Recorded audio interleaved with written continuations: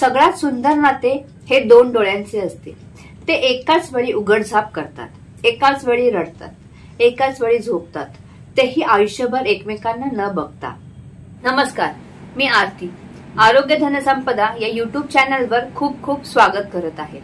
आज आपण कॅटरॅक्ट म्हणजेच मोतीबिंदू या विषयाबद्दल जाणून घेणार आहोत।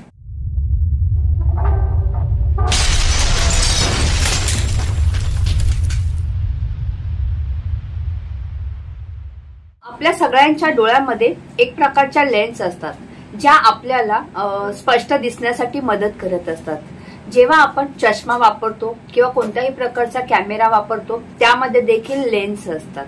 ठीक आहे, आपल्या जो दिसण्याचा स्पष्टपणा आहे तो या लेन्सवरती अवलंबून असतो। मोतीबिंदू ही एक अशी समस्या आहे ज्यामध्ये या डोळ्यातील ज्या लेन्स असतात त्या ढगाळ व्हायला लागतात आणि त्यामुळे काय होतं, स्पष्ट दिसण्यामध्ये अडथळा निर्माण होतो। मोतीबिंदू हा जो आजार आहे हा जास्त करून वृद्धांमध्ये आपल्याला आढळून येतो, पण आता अशी परिस्थिती उद्भवलेली आहे की प्रौढांमध्ये सुद्धा हा आजार आढळून येत आहे। मोतीबिंदू झालेल्या व्यक्तींमध्ये दैनिक जे कार्य आहे आपले ते करण्यास अडथळा निर्माण होतो। तसेच प्रौढांमध्ये जर ते गाडी चालवत असेल तर त्यामध्ये सुद्धा अडथळा निर्माण होतो, वाचण्यामध्ये अडथळा निर्माण येण्याची शक्यता असते। आता मोतीबिंदू झालेल्या व्यक्तीमध्ये काय चिन्ह लक्षणे दिसतात त्याबद्दल आपण जाणून घेऊया। सुरुवातीला मोतीबिंदूचे निदान करणे हे खूप अवघड असते, कारण ह्याचा जो ढगाळपणा असतो तो हळूहळू येण्यास सुरुवात होते।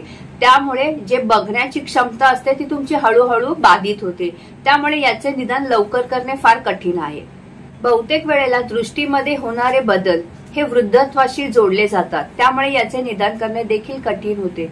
पण जसे जसे हळूहळू डोळ्यांमध्ये चेंजेस दिसण्यात येतात तेव्हा त्याचे निदान मोतीबिंदूमध्ये करण्यात येते। व्यतिरिक्त मोतीबिंदूचे जे चिन्ह लक्षणे आहेत ते पहिलं तर आहे अस्पष्ट व ढगाळ दृष्टी दिसते आपल्याला।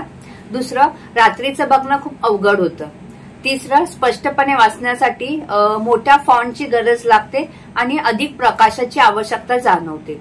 चौथं जे आहे, जो रंगांचा तेजस्वीपणा आहे ना तो कमी व्हायला लागतो, म्हणजे जे गडद रंग असतात ते व्यवस्थित दिसत नाहीत आपल्याला। प्रकाशात किंवा सूर्याकडे बघण्याची जी क्षमता असते ती देखील मंदावते। नंतर काही वेळेला आपल्याला दुहेरी दृष्टी दिसते, म्हणजे एकच वस्तू दोन ठिकाणी आहे असं जाणवतं। ठीक आहे, नंतर एखाद्या प्रकाशाच्या ठिकाणी जर वस्तू असेल ना तर त्याच्या आजूबाजूला आपल्याला अंधार जाणवतो। तर ही सगळी जी आहेत ती मोतीबिंदूची लक्षणे आहेत आणि चष्म्याचा नंबर वारंवार बदलत राहतो। तर आपण मोतीबिंदू होण्याची कारण काय आहे याबद्दल जाणून घेऊया। सगळ्यात पहिले तर वाढलेले वय हे मोतीबिंदू होण्याचं एक महत्वाचं कारण आहे। दुसरं आहे, ज्या ऊतकांपासून लेन्स तयार होतात त्यांच्यामध्ये जर काही बदल झाले तर मोतीबिंदू होण्याचे चान्सेस असतात। जर तुम्हाला काही अनुवंशिक आजार असतील घरामध्येच त्यामध्ये सुद्धा मोतीबिंदू होण्याचे चान्सेस असतात। मधुमेह सारखे जर तुम्हाला काही आजार असतील तरी सुद्धा मोतीबिंदू होण्याचे चान्सेस असतात। डोळ्यांच्या काही इतर समस्या असतील, समजा तुम्हाला आधी काही त्याचं इन्फेक्शन झालेलं असेल, डोळ्याच्या काही सर्जरी झाल्या असेल, त्यामध्ये सुद्धा तुम्हाला मोतीबिंदू होण्याची शक्यता असते। आणि जर तुम्ही काही स्टिरॉइड दीर्घकाळ घेत असाल एखाद्या आजारासाठी, त्याचा सुद्धा इफेक्ट आपल्या डोळ्यांच्या लेन्सवर पडून मोतीबिंदू होण्याची शक्यता असते। तर थोडंसं आपण जे मोतीबिंदूचे प्रकार आहेत त्याच्याबद्दल जाणून घेऊया। मोतीबिंदूचे सहसा 4 प्रकार पडतात। पहिला जो प्रकार आहे तो आहे न्यूक्लिअर कॅटरॅक्ट, म्हणजे मध्यभागी असलेला मोतीबिंदू। यामध्ये काय होतं, जे ढगाळपणा आहे ना तो तुमच्या लेन्सच्या मधल्या भागावरती आढळून येतो। ठीक आहे, दुसरा जो आहे प्रकार तो आहे कॉर्टिकल कॅटरॅक्ट असतो। याच्यामध्ये काय होतं, जो लेन्स आहे त्याच्या आजूबाजूचा जो भाग आहे तो अफेक्ट होतो। ठीक आहे, तिसरा जो प्रकार आहे आपला त्याच्यामध्ये असतं पोस्टिरियर सब कॅप्सुलर कॅटरॅक्ट। यामध्ये काय होतं, लेन्सचा जो मागचा भाग आहे ना तो बाधित होतो, त्यामुळे आपल्याला मोतीबिंदू होतो। आणि जो चौथा आहे तो आहे कंजनायटली, म्हणजे जर जन्मतःच तुम्हाला कॅटरॅक्ट झालेला असेल तर तो मोतीबिंदू म्हणून ओळखला जातो। असे आपल्याकडे 4 प्रकार आहेत मोतीबिंदूचे। आता आपण जे मोतीबिंदूचे काही टप्पे आहेत ते बघूया। सगळ्यात पहिला जो टप्पा आहे त्याला बोलतात सुरुवातीचे मोतीबिंदू। यामध्ये काय असतात, जे चिन्ह लक्षणे आहेत ना ती लवकर आपल्या लक्षात येत नाहीत, कारण ती हळूहळू होत असतात. यामध्ये फक्त काय होतं, आपल्याला डोकंदुखी होऊ शकतं किंवा आपल्याला एखाद्या गोष्टीमध्ये लक्ष केंद्रित करता येत नाही. हे अशा प्रकारचे आपल्याला चिन्ह लक्षणे दिसतात. दुसरा जो टप्पा आहे त्याला अपरिपक्व मोतीबिंदू असे बोलतात. यामध्ये काय होते, जे डोळ्याची लेन्स आहे ना ती हळूहळू ढगाळ होत चाललेली आहे. ठीक आहे, आणि जी लेन्स आहे ती अस्पष्ट दिसते. यामध्ये आपल्याला कमी प्रकाशामध्ये दिसण्यात त्रास होतो. तसेच जेव्हा तुम्ही वाचन करता तेव्हा डोकेदुखीसारखं आपल्याला लक्षणे जाणवतात. तिसरी जी स्टेज आहे त्याला प्रौढ मोतीबिंदू असं बोललं जातं. यामध्ये मोतीबिंदूचा जो आकार असतो तो मोठा झालेला असतो आणि जी डोळ्याची बाहुली आहे ती काळ्या रंगापासून तिचा रंग हिरवा रंगामध्ये बदल झालेला असतो. यामध्ये धुसर दृष्टी खूप मोठ्या प्रमाणात आढळून येते. तसेच रात्रीचे गाडी चालवण्यामध्ये, वाचन करण्यामध्ये खूप काही अडथळे येऊ शकतात. चौथी जी स्टेज आहे त्याला हायपर मॅच्युअर मोतीबिंदू असे बोलतात. यामध्ये डोळा पिवळा दिसतो, तसेच ढगाळ दिसतो आणि यामध्ये तुम्हाला देखावा बघण्यासाठी सुद्धा खूप सारे प्रॉब्लेम येऊ शकतात आणि यामध्ये जे धुसर जी दृष्टी आहे त्याचं प्रमाण वाढत गेलेलं असतं. तसेच अत्यंत अंधुकपणा जाणवतो आपल्याला आणि डोळ्याचा रंग सुद्धा बदललेला असतो. आता मोतीबिंदू झाले, याचे निदान कसे करता येते, यासाठी तर तुम्हाला डोळ्यांच्या डॉक्टरांचा सल्ला घ्यावा लागतो. तिथे गेल्यानंतर पहिले तर ते तुम्हाला वाचन करण्यास सांगतात. डोळ्याचा तपास केला जातो. ज्यांना चष्मा आहे त्यांचा चष्मा लावून तपास केला जातो. त्यामध्ये सुद्धा आपल्याला कमी दिसते याची जाणीव होते.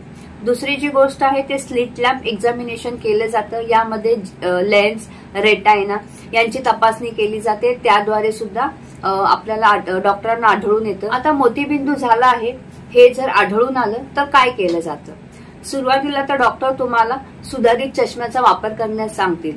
जर त्या चष्मा वापरून देखील तुम्हाला बघण्यास अडथळे येत असेल तर तुम्हाला शस्त्रक्रियेची आवश्यकता आहे, याचे निदान होते. ठीक आहे, आता शस्त्रक्रिया करणं देखील खूप सोपे झालेले आहे. ओपीडी बेसिसवर सुद्धा आपण शस्त्रक्रिया करून 2 तासामध्ये घरी येऊ शकतो. या लेन्सचे वेगळे वेगळे प्रकार असतात. यामध्ये काय केलं जातं, जे आपल्या डोळ्यातील लेन्स आहे ती कृत्रिम लेन्सद्वारे चेंज केली जाते. म्हणजे तिथे कृत्रिम लेन्स बसवली जाते आणि त्याद्वारे आपण व्यवस्थित बघू शकतो. मोतीबिंदूची शस्त्रक्रिया ही प्रायव्हेट आणि गव्हर्नमेंट या दोन्ही हॉस्पिटलमध्ये योग्य माफक दरामध्ये अवेलेबल आहे. तुमच्या चॉईसनुसार तुम्ही लेन्स निवडून त्या पद्धतीने मोतीबिंदूची शस्त्रक्रिया करू शकता. आता शस्त्रक्रिया झाल्यानंतर काय काळजी घ्यायची यावर आपण विशेष भर देणार आहोत. कारण काय होतंय, सगळं झालं, ऑपरेशन झालं, सगळं झालं, पण जर तुम्ही नंतर व्यवस्थित काळजी घेतली नाही तर काय होणार, याचे दुष्परिणाम तुम्हाला सहन करावे लागतील. तर जी पोस्ट ऑपरेटिव्ह केअर आहे ती फार महत्वाची आहे आणि त्याबद्दल आपण डिटेलमध्ये जाणून घेऊया. मोतीबिंदूचं ऑपरेशन झाल्यानंतर पहिले 2 ते 3 दिवस तुम्ही भरपूर विश्रांती घ्यावी. घरकाम किंवा ताकदीची कामं करणे टाळावे. जर डोळ्याला खाज येत असेल तर कृपया करून खाजवू नये, त्यात तेल टाकू नये. डॉक्टरांनी दिलेला जादा पॉवरच्या चष्म्याचा तुम्ही नियमित वापर करावा. जास्त सूर्यप्रकाशात जाऊ नये. तसेच जास्त प्रकाशात सुद्धा बघण्याचा प्रयत्न करू नये. कमी तळलेले अन्न पदार्थ खा. तसेच साबण किंवा पाणी डायरेक्ट तुमच्या डोळ्यात जास्त जाणार नाही याची तुम्ही काळजी घेतली पाहिजे. तसेच जे काही आय ड्रॉप्स तुम्हाला प्रिस्क्राईब केले असेल ते वेळेवर डोळ्यात टाका. जास्त सूर्यप्रकाशात जाणे टाळा. जेवणामध्ये जास्त करून फायबरयुक्त आहार घ्या, ज्यामुळे तुम्हाला टॉयलेट करताना जास्त ताण द्यावा लागणार नाही. तसेच तुम्हाला जर चष्मा दिलेला असेल तर त्याचा वापर अधिकाधिक करा. डायरेक्ट खाली वाकू नका, डोकं असं वाकू नका, बेंड डाऊन करू नका, त्यामुळे डोक्यावरती प्रेशर येणार नाही तुमच्या. तोपर्यंत डॉक्टर सांगत नाही तोपर्यंत ड्रायव्हिंग करू नका. तर गर्दीच्या ठिकाणी किंवा जिथे धूळ वगैरे असेल अशा ठिकाणी जाणे टाळा. तुमची आयड्रॉपची बॉटल असेल त्याच्या टिपला जास्त हात लावू नका, म्हणजे जेणेकरून ते कंटॅमिनेटेड होणार नाही आणि तुमच्या डोळ्याला काही इन्फेक्शन होणार नाही. अशा प्रकारे आज आपण मोतीबिंदू या विषयावर माहिती जाणून घेतलेली आहे.